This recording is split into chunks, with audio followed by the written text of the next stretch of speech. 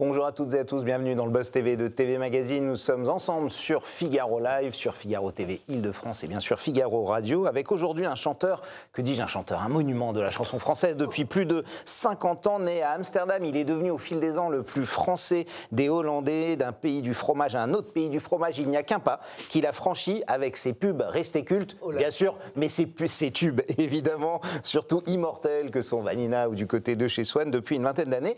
Il s'est aussi reconverti avec succès dans l'animation à la télé, Eurovision, Incroyable Talent, Âge tendre, La tournée des idoles ou encore du côté de chez Dev. Zut, petit indice, j'ai glissé le nom de notre invité dans ce dernier titre d'émission. Bonjour Dev, comment allez-vous? Bonjour.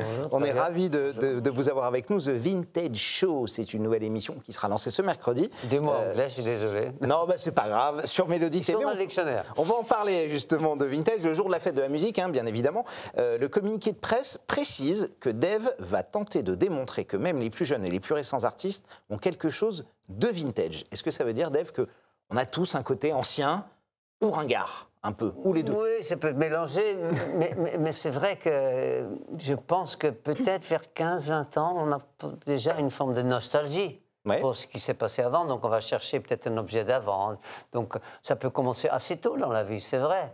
Moi j'ai regardé, évidemment, quand on m'a proposé cette émission, ce qui était la version française de Vintage, qui est quand même un mot anglais, et il y a marqué millésimé.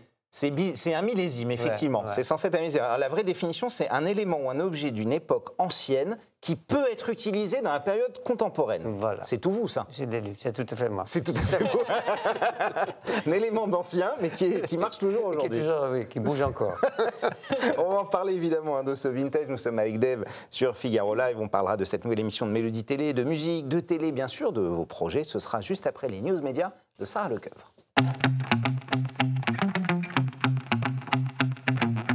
Bonjour Sarah. Bonjour Nicolas, bonjour Dev.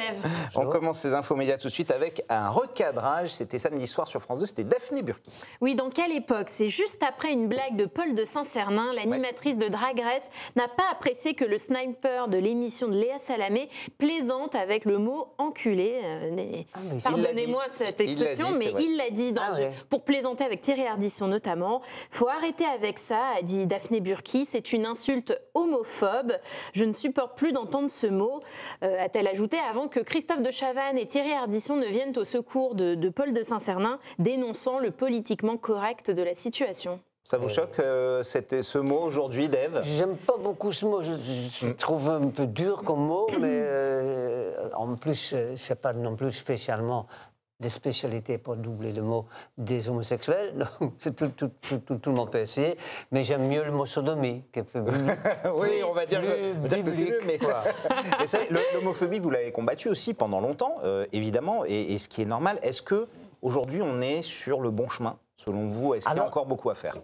Il y a à faire, mais ce qui on m'a raconté, parce qu'évidemment, je ne vais pas au lycée, parce que c'est pas mon genre, je ne suis pas pédophile, mais il paraît qu'au lycée, surtout les filles d'ailleurs, ont une espèce de fierté de s'annoncer bisexuelles. Et les garçons, un peu moins, mais quand même aussi. Parce que c'est peut-être grâce à certaines chanteuses qui vivent ouvertement du fait d'être lesbiennes. Moi, je trouve que je ne pense pas qu'on peut pas faire ça pour faire plaisir, et je pense surtout, pour l'avoir vécu pas mal déjà, qu'on ne fait pas exprès. On est né avec ce genre de tendance, quoi. Donc, ce n'est pas parce qu'il y a une chanteuse qui va dire je suis lesbienne que tout le monde peut devenir lesbienne. Et pareil pour les garçons, mais... Vous pensez que c'est déterminé avant et que c'est pas un phénomène de mode, que quelqu'un va pas dire à 16 ans c'est sympa d'être gay, je deviens gay? Oui, c'est-à-dire que ça dépend. Si on a la chance d'être chanteur, il y a des métiers où ça passe très très bien, et il y a d'autres, quand on est le PD dans une usine, c'est moins drôle, hein, je ne l'ai pas vécu évidemment. Mais l'homophobie existe toujours, ça c'est évident. C'est évident. Tout ce qui est différent, moi, ça me fait toujours penser. Mes parents avaient 10 poules parce qu'on habitait à la campagne. Il y a une des poules qui a perdu ses poils et les autres 9 l'ont assassiné à cause de la différence. À cause de la différence. D'accord. Vous aviez eu du mal, notamment après votre coming out, etc. Ou est-ce que ça s'était plutôt relativement bien passé dans les années 70, 80? C'est très hollandais. Je ne veux pas être trop chauvin, mais c'est vrai qu'en Hollande, il y a très longtemps qu'on n'en parle pas. Moi, je me souviens... Parce qu'il y a une liberté assez totale là-bas. Oui, très tôt. Ouais. Donc, je me souviens d'un article d'un haut fonctionnaire hollandais qui avait fait de l'espionnage et il avait marqué, ça c'était la une, et il a marqué quelque part, la suite, page 12, et là, il a marqué son ami Albert, ou Franck, je ne sais pas, était très choqué, etc. Donc, il était homosexuel. Non, on ne l'avait pas dit. On ne parlait pas de ça. Oui, on parlait du nom de son ami. Sinon, on ne l'aurait pas su. Donc, je trouve ça bien qu'on peut ignorer ça. Je sais pas, j'ai jamais été dans des situations de gay pride, etc. Même si j'avoue qu'on leur doit des choses à ces gens-là. C'est possible. Absolument. Quand je dis on, je parle des gays. Oui, bien sûr, j'avais compris. On continue ces informations, c'est Sarah, avec ce nouveau tacle subtil de Charline Vanhoenacker à Adèle Van Drent, la patronne de France Inter. Oui, c'était hier soir sur Twitter, alors que la directrice de la station du service public annonçait une semaine spéciale fête de la musique avec Benjamin Biolay notamment. L'humoriste s'est autorisé une réponse cinglante. On est reconfiné, c'est ça, a-t-elle demandé publiquement, je rappelle, sur Twitter. C'est une subtile pique à la direction qui a décidé de reléguer son émission quotidienne au dimanche dès la rentrée prochaine. L'animatrice a toujours contesté ce passage de la quotidienne à l'hebdomadaire. Elle ne s'est jamais gênée dans les médias. Elle n'a pas caché son incompréhension et son mécontentement. Une pétition pour sauver l'émission a même été lancée et elle recueille déjà plus de 200 000 signatures. Il y a quelques semaines, sur ce plateau, il y avait un autre chanteur-animateur comme vous, Vincent Niclot, qui animait l'émission des 300 Cœurs, que vous connaissez. Il anime de temps en temps, c'est vrai, mais il le fait. Maman non plus, je ne suis pas animateur. Et il nous révélait qu'il était boycotté de certains plateaux, comme Quotidien, comme C'est à vous, comme France Inter, Taratata. Alors, entre-temps, il est passé à C'est à vous, puisqu'ils ont vu ça, ils l'ont tout de suite rappelé, en disant qu'il était sans doute trop populaire pour vous. Est-ce que ça c'est déjà arrivé, Dave, dans votre carrière, d'être boycotter qu'une émission, qu'une chaîne, qu'une radio ne veuille pas vous recevoir. Oui, il y avait des émissions, on va dire, qui avaient une tendance à être plus rock'n'roll et que c'est un peu calmé, mais dans les années 70, je me souviens que j'étais surpris qu'on disait variétoche ou variette. Variété, oui. Oui, mais c'était pour dire que c'était pas vraiment digne d'être dans des émissions. Les émissions des Carpentiers, par exemple, vous voulez dire? Non, ça non. C'est quand même très variété, pour ne pas dire variétoche, parce que, évidemment, c'était Chantal Goya, qui était là souvent, parce que très ami avec Mariti. Non, là, il n'y avait pas de problème. Mais des émissions plus rock'n'roll, je ne me souviens plus du nom, mais présenté par Antoine Decaune, par exemple. Là, on n'allait pas me prendre. D'accord. Mais ça ne me gêne pas. Ce que je trouve intéressant, c'est qu'en France, on dit variété ou variétoche, et qu'on aime le pop. Mais le pop, c'est popular music. C'est exactement la même chose, quoi. C'est juste une autre langue. Mais vous n'êtes pas boycotté par des émissions comme Quotidien, etc., qui sont très parisiennes, si? Mais je ne pense pas. Je pense qu'il est gay en plus, mais je ne vais pas faire son coming out. Ça y est, excuse-moi. Non, il ne faut pas le faire, en tout cas, évidemment. On va le couper en direct. Comme on n'est pas en direct. On termine avec le chiffre du jour, Sarah, 1,1 aujourd'hui. Oui, c'est précis. C'est en millions le nombre de téléspectateurs qui étaient rassemblés hier soir devant le Grand Prix de Formule 1 au Canada. C'était sur Canal+, donc la chaîne payante. Le tout commenté par Julien Febvreau et Jean Alési. C'est un beau score pour cette chaîne, 8,7% de part d'audience. C'était en prime time, effectivement, pour une fois. Dave, quel genre de téléspectateur vous êtes? Qu'est-ce que vous regardez à la télé? Pas la télé la journée. Et le soir, j'avoue que je suis plutôt C'est à vous. Je commence par là et après, je cherche comme un film plutôt. D'accord. Et puis vers 11h, je vais sur France Info. Pour regarder le journal. D'accord. Oui, parce qu'il y a beaucoup je ne vais pas dire du mal de BFM, parce que c'est un copain qui le gère, mais disons que là, sur France Info, c'est vraiment un journal à l'ancienne avec une personne qui présente ce qui s'est passé dans la journée et pas toute une équipe de gens qui donnent leur opinion. Ce n'est pas ça que j'ai envie de voir. Donc, je suis sûrement un téléspectateur de mon âge. Je pense qu'il y a beaucoup de gens de 60 ans et plus. Là je ne dis pas tout. Plus 60. Alors, il y a beaucoup de gens de 60 ans et plus aussi qui ont cédé aux plateformes de streaming et qui regardent, évidemment, Disney+, Amazon Prime, Disney, Netflix, etc. Vous aussi vous êtes adepte des fans, des séries? Je tape le film que j'ai envie de voir et je cherche où il est.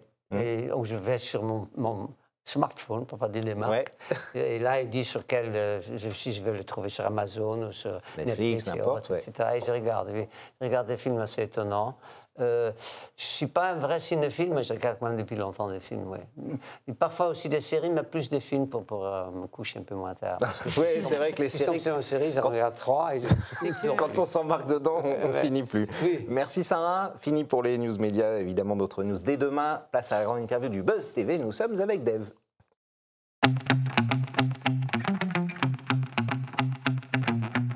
Je l'ai dit, Dave, vous animez The Vintage Show, l'émission sur Mélodie TV à partir de mercredi soir, jour de la fête de la musique, une émission de 52 minutes qui sera consacrée à un artiste. Celle qui démarrait, c'est les Frangines, Oui. les chanteuses, le duo de chanteuses françaises. Pourquoi ce choix? Pourquoi les avoir fait venir, elles, toutes les deux? Elles ont un côté vintage qui vous convenait? Je ne sais pas pourquoi, j'avoue, parce que c'est pas moi, évidemment, qui programme les invités, mais j'étais content parce que, évidemment, j'en avais entendu parler, je savais le mal qu'elles avaient de faire certaines émissions, parce que c'est vrai qu'ils ont un côté Marie-Josée Neuville, que vous connaissez sûrement pas, mais monsieur, sûrement oui. Vous connaissez Marie-Josée Neuville? Non plus, non plus, j'avoue. Ah, c'est une grande chanteuse, Oui. juste avant les yéyés. Mais c'est une jeune femme, quoi. Et donc, elles ont ce côté-là, elles sont hors mode. Mais elles ont repris beaucoup de tubes sur leur chaîne YouTube de Henri Salvador, Françoise Hardy, Joe Dassin. Elles aiment beaucoup ça, le vintage. En tout cas, c'était des bons clients, comme on dit, celui qu'on a envie de recevoir. Et elles m'ont bien aidé, on a fait une chanson ensemble, etc. Donc, c'était très sympa. Puis, l'idée, quand même, de cette émission, c'est quand même d'inviter des chanteurs d'aujourd'hui et de leur laisser faire leur promo pour leur nouveau disque, mais après de demander quel était le côté vintage dans leur vie, ce qu'écoutaient surtout aussi leurs parents, parce que c'était important pour une émission de télé. Donc si elles peuvent me dire que c'est Charltonnet ou pourquoi pas Jean Sablon, ça me convient, parce que les téléspectateurs de Mélodie, c'est quand même plutôt le téléspectateur, on va dire, de France 3, sans se voir. Donc, c'est pas jeune. Plutôt 60, au-delà de 60, oui. Comme beaucoup de téléspectateurs, d'ailleurs. Oui, aujourd'hui. Toutes les chaînes, c'est un peu vrai. Donc, mais aussi la mode, évidemment, les voitures, tout ce qui peut être daté. Et on voit aujourd'hui les chanteurs et les chanteuses aussi ont une tendance dans le vintage, aussi bien au niveau du look que de la musique. On peut citer Clara Luciani, Pierre Demar récemment, qu'on a découvert, Juliette Armanet. Comment vous l'expliquez, ce goût pour le vintage? Mais je pense que ça a toujours été un peu pareil, parce que quand moi j'ai fait Vanina, donc pour citer un exemple d'une chanson qu'on connaît un peu, c'était une chanson début des années 60. Donc il y a eu une espèce de nouveau pour ce style de il y avait déjà de la nostalgie. Il y a toujours de la nostalgie. Il y a de la nostalgie, ce qu'on a fait la semaine prochaine. Je ne veux pas être pedant, mais comme je fais 6 ans de latin et de grec, nostos veut dire retour, algie veut dire douleur. Donc c'est un peu le mélange de deux. Quand je vais le village où ma mère habitait après que mon père l'a divorcée, je suis heureux d'y être et un peu triste aussi, parce qu'elle n'est plus là. C'est normal aussi. Et il paraît que vous soumettez un questionnaire à vos invités. De quoi ça parle? Qu'est-ce qu'elles font? Il y a un questionnaire avant? Oui, il y en a peu. Moi, je me souviens quand je faisais des émissions, il y avait des questionnaires, je ne répondais même pas parce que c'était un invité chiant. Mais c'est vrai que, par exemple, la question de demander à quelqu'un quel est le premier chanteur dans ta vie dont tu te souviens. Et ça, parce que ça m'est arrivé, moi, qu'on me l'a demandé une fois dans une émission aux Pays-Bas, et c'était un chanteur que vous connaissez probablement pas, qui est un chanteur qui s'appelle Led Belly, qui chante Irene, good night, Irene, good night. Et je me souviens que dans la rue, quelqu'un chantait ça quand j'étais dans la cuisine à Amsterdam, donc j'avais 6-7 ans. Donc c'est intéressant de demander quels sont vos premiers émois, pas seulement sexuels et érotiques, non, aussi de musique. Oui, d'oreilles. Par exemple, une autre partie du corps. Oui. Nous sommes d'accord. Et la musique d'aujourd'hui, vous l'écoutez évidemment. Et alors, qui vous écoutez aujourd'hui, Dave? Moi, c'est horrible à dire, mais je suis très grande musique. J'ai beaucoup de musique classique dans la voiture. Ouais. Donc, de jazz chanté, je préfère le jazz chanté à le jazz instrumental et du classique. Mais c'est peut-être une réaction sur le fait qu'évidemment, les chanteurs de ma génération ne passent pas beaucoup à radio pour ne pas m'énerver. Parce que je passe pas en radio, c'est écoute musique. Ça vous énerve, ça, de ne pas passer en radio? Ça ne m'énerve pas, ça me donne envie de me tendre dans la salle de bain. C'est horrible. C'est vrai?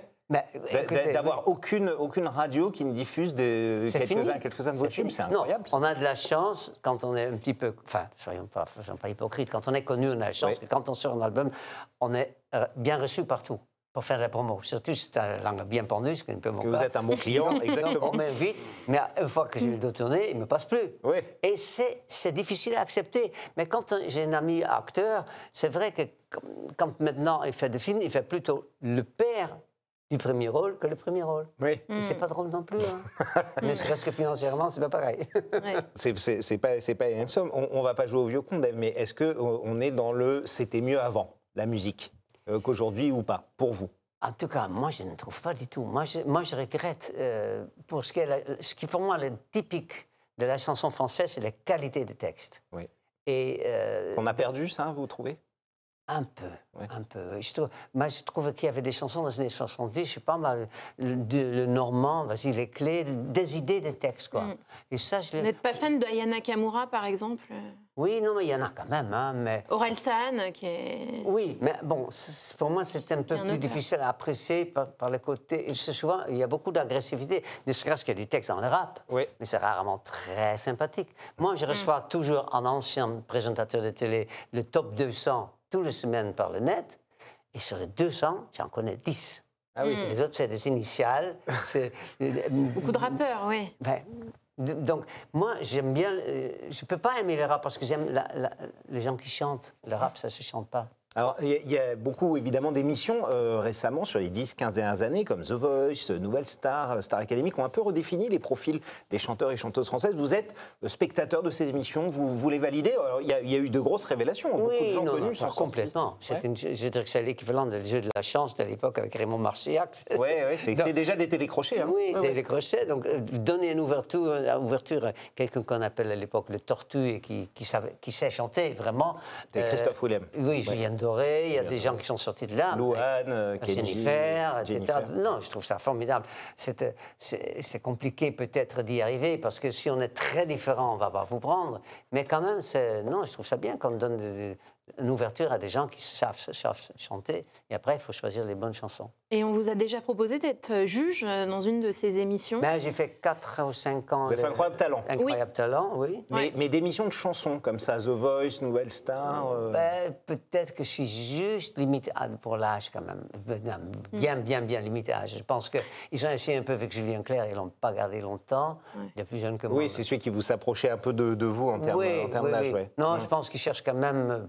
Je veux dire que les chanteurs, je veux dire comme un Bruel ou comme des gens Obispo qui commencent à avoir 60 ans, ils vont connaître bientôt le même problème. C'est exagéré, c'est pas pareil. Et vous aimeriez recommander l'Eurovision, parce que vous l'aviez fait par le passé? Je l'ai fait 2 fois. Je crois pas. Pas San Marco, en tout cas. Ouais. Vous en gardez un bon souvenir, cette émission? Non, j'ai découvert... Je ne pensais pas à cet âge-là, parce que c'était en 2002-2003. Donc, ça fait déjà quand même quelques années. Et je ne pensais pas qu'on pouvait encore rencontrer quelqu'un qui allait devenir un ami, un vrai ami. C'est votre rencontre avec Marc-Olivier Fogiel. Avec Marc-Olivier, ça donnait un ami. J'ai rendez-vous avec lui après vous. on va pas... Donc ça va, vous êtes plus fâché, puisque l'année dernière, quand vous avez été hospitalisé après votre chute, il n'était pas venu vous voir, vous étiez un peu fâché contre lui, non? Non, il y a plein de gens qui sont venus me voir, mais je me souviens de rien. C'est vrai? Même mon manager, qui est un des amis les plus proches que j'ai, je l'ai engueulé parce qu'il n'était pas venu, mais il était venu. Je ne me souviens de rien. Je ne me souviens absolument pas de la chute, ni rien. Parce que, oui, justement, est-ce que vous gardez des séquelles de cette chute? Oui, ça, oui. Vous avez été hospitalisé. C'était il y a un peu plus d'un an. Il faut le rappeler. Le 24 janvier 2022. Vous êtes tombé d'un escalier chez vous. Je suis tombé. Il y a 20 000 personnes par an qui tombent dans l'escalier. Alors, évidemment, j'ai envie de me plaindre, mais vous connaissez peut-être Gilles Verland, qui était un auteur. Tombé dans l'escalier, il est mort devant ses enfants, en tombant dans l'escalier. Donc, je n'ai pas le droit de me plaindre. Il y a des gens qui sont tétraplégiques. Moi, j'ai juste perdu le goût et l'odorat. Alors, gens pensent souvent au Covid, mais ce n'est pas mon cas. Mais je connais des gens qui ont plus de goût depuis 2 ans, plus que 2 ans, à cause du Covid aussi. Et c'est extrêmement énervant. Moi, je me considère comme un épicurien, et qu'à 13h et à 20h, je ne goûte pas ce que je mange. Vous n'avez plus de goût depuis cet accident, c'est vrai? Et ça reviendra ou ils ne savent pas. Ils ne savent pas. Ils ne savent pas, non. Ça, c'est vraiment très désagréable. Alors, j'adore faire la cuisine. J'ai même fait un livre de cuisine aux éditions Cherche Midi. Comme ça, on fait de la pub au milieu. Mais, donc, j'ai fait la cuisine comme si je savais en faire. Alors, en plus, je vis avec un végétarien, donc je fais tout à fait à part, parce que moi, je suis vraiment omnivore, on ne peut pas dire carnivore. J'ai fait la cuisine comme si j'allais le goûter. Et je ne goûtais rien. Et des trous de mémoire, vous gardez encore? Ça, non, j'ai des problèmes de mémoire qui sont, je pense, liés à l'âge quand même. Parce que de temps en temps, je vais citer des amis de le même âge que moi, ils ne se souviennent pas de plein de... Il y a des choses comme ça qu'on oublie les noms. Mais non, ça va. La mémoire, ça va. Et vous avez eu peur après cet accident? Vous vous êtes dit, là, j'aurais pu y passer Non, je n'étais pas assez conscient de ce qui m'était arrivé pour avoir peur.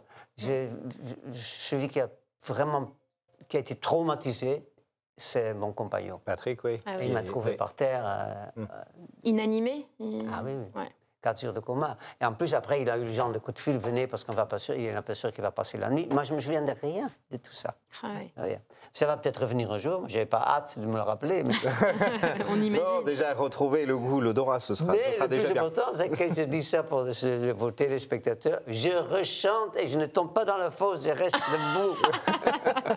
Alors, vous chantez et puis vous animez aussi. On voit qu'il y a beaucoup de chanteurs qui ont fait une reconversion, notamment à la télévision. Vous, c'est à peu près depuis une vingtaine d'années, hein, quand vous avez commencé avec l'Eurovision. Il y a Vincent Niclot, Garou, Patrick Fiori, Natacha Saint-Pierre. Il y a eu ça. Vous avez présenté avec Sheila aussi. Pourquoi faire de la télé plus que de la musique, Dave, aujourd'hui? Ça paye mieux? Ah, moi, je ne sais pas. Mais moi, comme j'ai toujours... Enfin, dans les années 70, 60, 70, on ne nous donnait pas la parole. Ouais. C'est chante et tais-toi. Enfin, ne parle pas. Mais moi, quand on me l'a proposé, j'étais d'un part un peu flatté, puis d'autre part curieux, parce que moi, je parle beaucoup sur scène. Oui. Il y a plein de chanteurs qui sont, on va dire comme Edith Piaf, chantent, puis c'est tout. Moi, j'ai toujours beaucoup parlé. Vous parlez avec votre public, vous échangez. Voilà, Oui, oui. essayer de le faire sourire, etc. Ouais.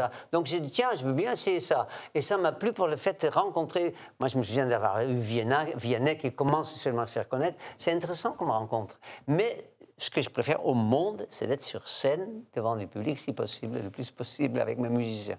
Et vous continuez aujourd'hui encore la scène, ah ouais, oui, et ah les oui. concerts? Ah ben, j'en viens, là. Samedi soir, je suis sur scène. Mais moi, je me souviens, il y a très longtemps, quand on commençait à envisager de m'engager comme animateur, il y avait un reportage dans je ne sais plus quel journal avec plein de photos de tous ces animateurs et ma tête n'allait pas au milieu de ça. J'ai une tête de chanteur, je n'ai pas une tête d'animateur. C'est moi qui le dis. Et la variété a tendance à disparaître des écrans Ouais, aussi parce de que, moins en en moins. termes d'audience, ça ne suit pas souvent. Comment vous l'expliquez ça? Et ça vous attriste?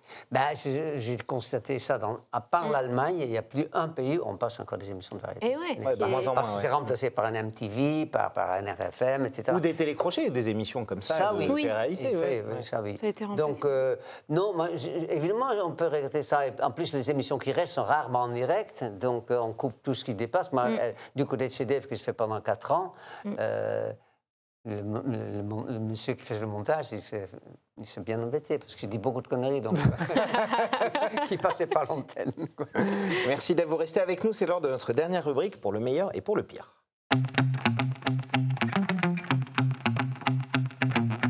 Alors, on va vous entraîner à la mémoire un peu, hein, que vous allez retrouver. C'est un peu l'heure du bilan, évidemment, c'est normal. Si je vous demande aujourd'hui, comme ça, le meilleur souvenir, le plus grand ou le truc le plus incroyable que vous gardez de votre carrière.